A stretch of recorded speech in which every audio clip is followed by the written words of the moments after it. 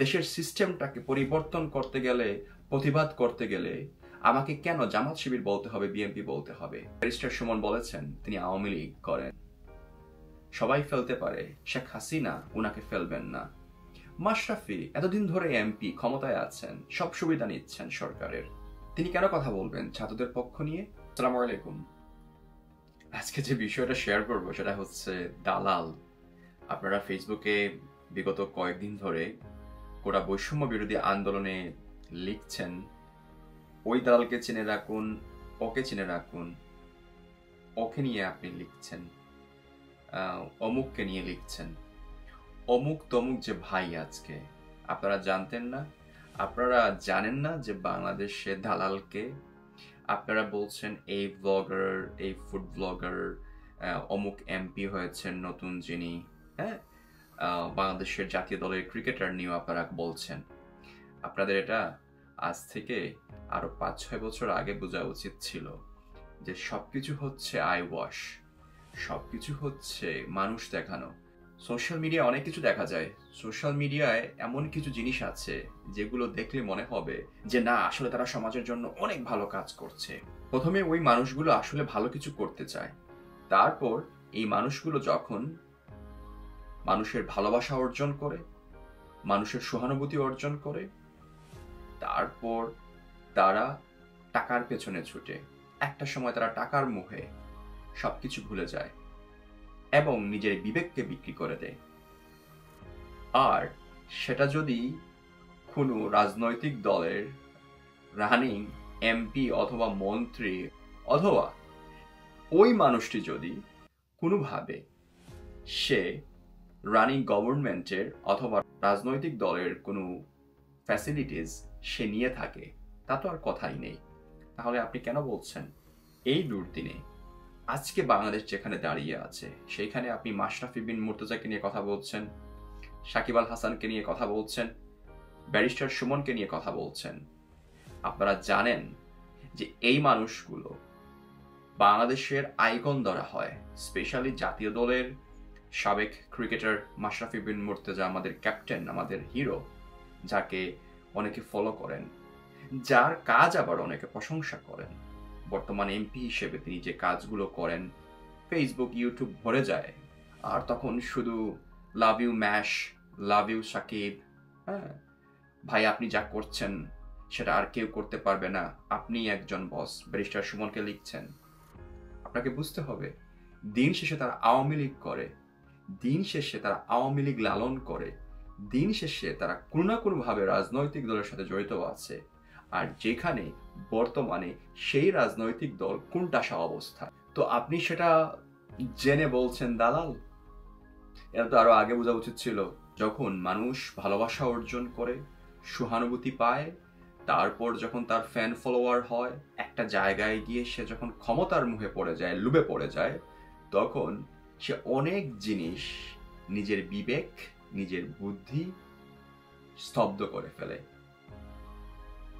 আমাদের হার্টে ব্লক হয় না, ওইভাবে ব্লক হয়ে যায়। এই যে মানুষগুলোকে নিয়ে আপনি কথা বলছেন, আপনি আপনার সময় নষ্ট করছেন। আমি এই কথাগুলো বলছি, আমি সময় নষ্ট করছি, কারণ এটা আপনি, আমি, আমরা সবাই জানি।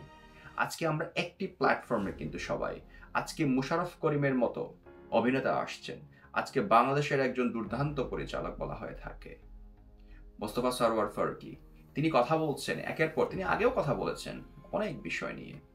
আজকে অনেক ব্যান্ড যারা গান করে জয় বাংলা কনসার্টে অংশগ্রহণ করবে না, একজন র্যাপারকে, সঙ্গীত শিল্পীকে তাকে ধরে নিয়ে যাওয়া হয়েছে, সে সেই গানটি প্রকাশ করেছে, গেয়েছে এবং সেটি ভাইরাল হয়েছে এবং সেটি মানুষের এখন ফেসবুক, ইউটিউব, টিকটক সব জায়গায় ছড়িয়ে পড়েছে, কারণ সরকার চায় আপনার মুখ বন্ধ রাখতে।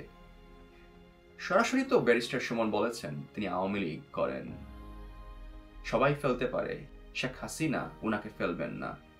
মাশরাফি এতদিন ধরে এমপি, ক্ষমতায় আছেন, সব সুবিধা নিচ্ছেন সরকারের, তিনি কেন কথা বলবেন ছাত্রদের পক্ষ নিয়ে? এই আন্দোলনে তিনি কেন একাত্মতা প্রকাশ করবেন? সাকিব আল হাসান কেন কথা বলবেন? অমুক ইউটিউবার, অমুক সঙ্গীত শিল্পী, অমুক ব্লগার, তাদেরকে নিয়ে আপনারা লিখছেন। আপনি মনে রাখুন, তারা কোনো না কোনোভাবে তাদের পরিবার অথবা তারা কোনো না কোনোভাবে এই আওয়ামী লীগ সরকারের বেনিফিশিয়ারি, তারা বেনিফিট নিয়েছে। অবশ্যই আপনাকে সেটা মানতে হবে, অবশ্যই সেটা আপনাকে বুঝতে হবে।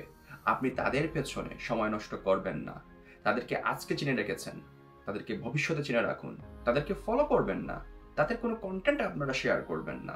আবার এই আন্দোলন থেমে গেলে তাদের পেছনে পেছনে গিয়ে কমেন্টে লিখবেন না, ফেসবুকে লিখবেন না, ইউটিউবে লিখবেন না, তাদের সাথে ছবি তোলার জন্য, সেলফি তোলার জন্য পাগল হয়ে থাকবেন না। আমরা সাংবাদিকতা করি, অনেক জায়গায় যেতে হয়, অনেক কিছু করতে হয়, তারপর নিজের বিবেকের কাছে এই কথাগুলো না বলে আমরা পারি না। যাদের আমাদের এখনো বিবেক আছে তারা কথা বলছে, কেউ কম কেউ বেশি, পার্থক্যটা এতটুকুই। কিন্তু সবার জায়গা থেকে সবাইকে সেই অবস্থানে থাকতে হবে, যার যার অবস্থান নিয়ে থাকতে হবে। এবং আজকের বাংলাদেশের গণতন্ত্র ভঙ্গুর। আজকে দেখেন, যখনই ছাত্ররা আন্দোলন করে তখনই একটা ট্যাগ লাগিয়ে দেওয়া হয়, জামাত শিবির। কেন?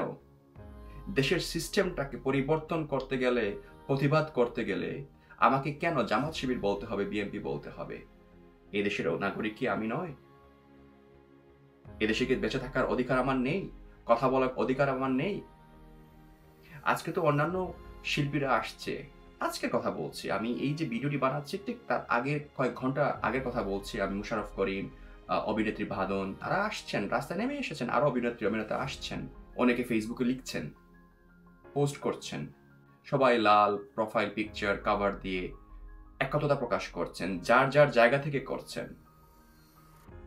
আমি আপনাকে বলছি, আপনি ভবিষ্যতে কাউকে নেতা বানাতে গেলে, কাউকে আপনি উপরে তুলতে গেলে, হিরো বানাতে গেলে চিন্তা করবেন আসলে কি সে তার এই ফ্যান ফলোয়ার নিয়ে ক্ষমতার মুহে, ক্ষমতার লোভে, টাকার লোভে বিক্রি হয়ে গিয়েছে।